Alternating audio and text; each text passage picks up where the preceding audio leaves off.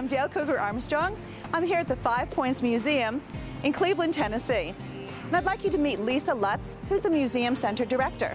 Welcome to the museum. Thanks for coming. The museum is a history museum for our county, and we focus on the history of Appalachia because we're in the heart of Appalachia. So you'll see a lot of history about the mountains and the Coe region, about the rivers, and a lot about stoves too. Cool, so there could be a lot of inspiration here for personal growth as well as artists. Why don't we go inside and take a look? All right, here we are inside the Five Points Museum in Cleveland, Tennessee. And one of the first things that I saw when I came in is this amazing carving. This is our Cherokee chieftain.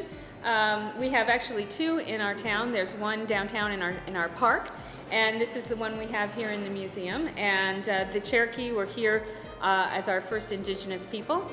And this is one of the things you see when you welcomes you when you come into the museum.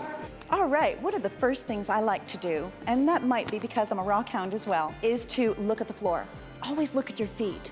This floor, which is actually representative of a river of time, leads us directly to the opening of the museum exhibits. And the copper pieces in here, as well as the exhibit we're going to look at first, represents the copper industry that was part of this region and really only about maybe 20 miles away from where we are right now.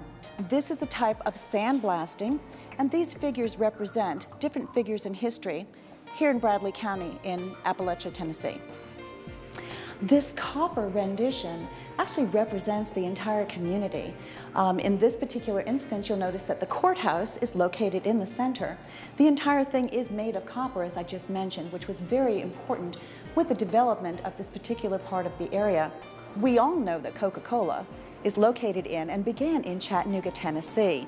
This wagon is the original wagon that the Coca-Cola founders actually came over the mountains of North Carolina in to this area to settle. Now, on the inspiration end, look at the terrific colors in those tapestries.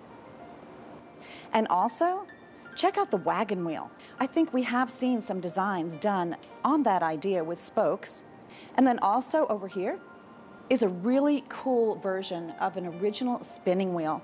Can you imagine making something like that out of wood that has lasted eras? This is just one of the stoves that we're going to see. As I mentioned, this was and still is the stove capital of the United States. I love the colors. I believe this is from the 1800s, and it was from one of the first factories that started right here in Cleveland, Tennessee. So Lisa, I really love the colors in this. I don't know if that's an enamel.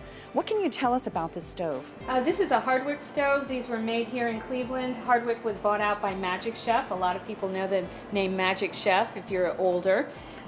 Which it doesn't exist anymore. This is an electric stove. It would have been bought in 1935 for $32. Electric stoves were, everybody wanted them.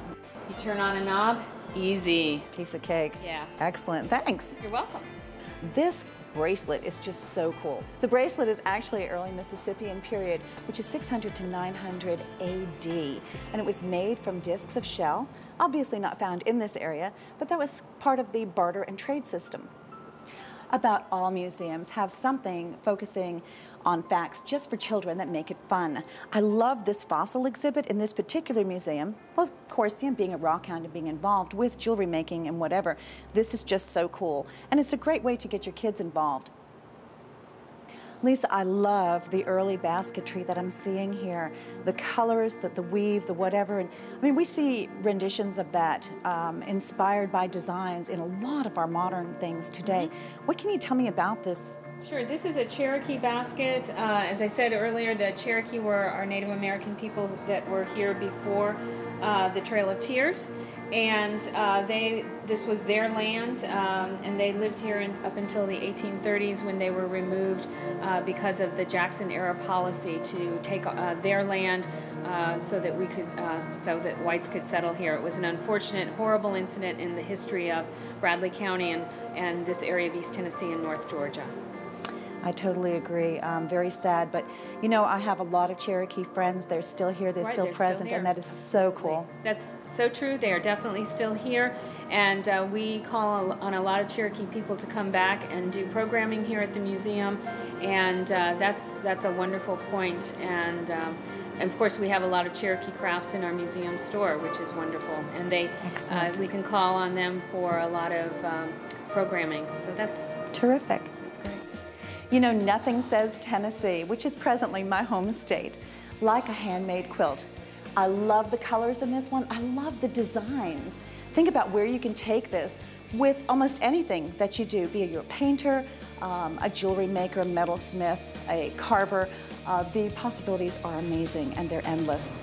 As you know, this is in my hometown, and I encourage you to take your family, your children, or just a quiet afternoon for yourself and visit your local museum. If you're ever in Cleveland, Tennessee, stop by and see what we've just seen.